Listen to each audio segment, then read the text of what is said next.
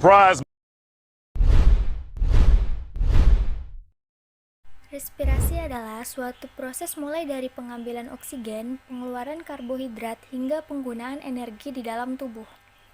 Proses pernafasan dapat dibagi menjadi 4 tahap, yaitu yang pertama ada pertukaran udara melalui permukaan alat pernafasan. Yang kedua yaitu difusi oksigen dan karbon dioksida antara insang dan darah. Yang ketiga, transfer oksigen dan karbon dioksida di dalam darah dan cairan tubuh ke dan dari sel. Dan yang keempat, pengaturan pernafasan. Proses ini dapat berlangsung karena adanya perbedaan tekanan parsial gas. Proses pernafasan pada ikan adalah dengan cara membuka dan menutup mulut secara bergantian dengan membuka dan menutup tutup insang. Pada waktu mulut membuka, air masuk ke dalam rongga mulut, sedangkan tutup insang menutup. Oksigen yang terlarut di dalam air masuk berdifusi ke dalam pembuluh kapiler darah yang terdapat dalam insang. Dan pada waktu menutup, tutup insang membuka dan air dari rongga mulut keluar melalui insang.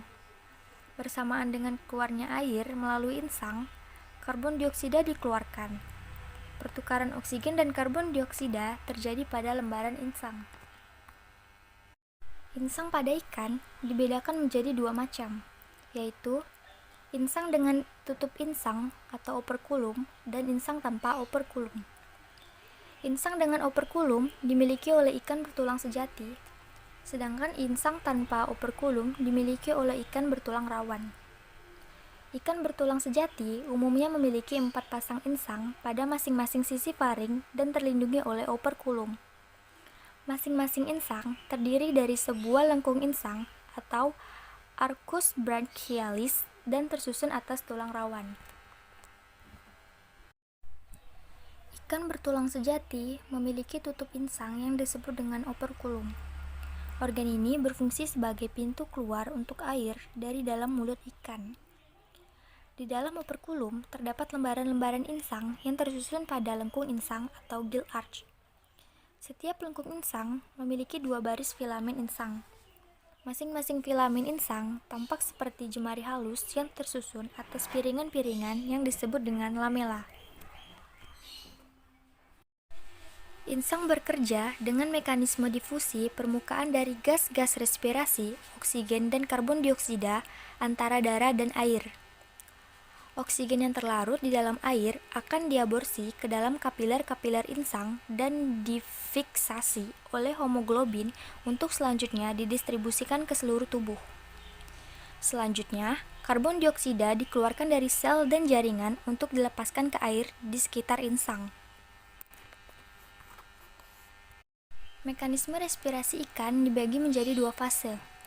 Yang pertama yaitu saat oksigen masuk ke dalam insang atau disebut inspirasi. Fase inspirasi ini dimulai saat ikan membuka mulutnya.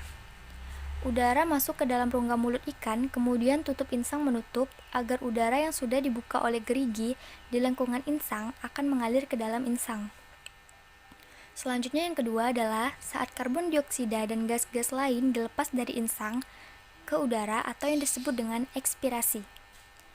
Fase ekspirasi dimulai saat ikan menutup mulutnya dan operkulum terbuka dan udara mengalir lewat celah yang menyebabkan udara terpantau lembaran insang sehingga terjadi pertukaran gas. Darah mengikat oksigen dan melepaskan karbon dioksida ke dalam air.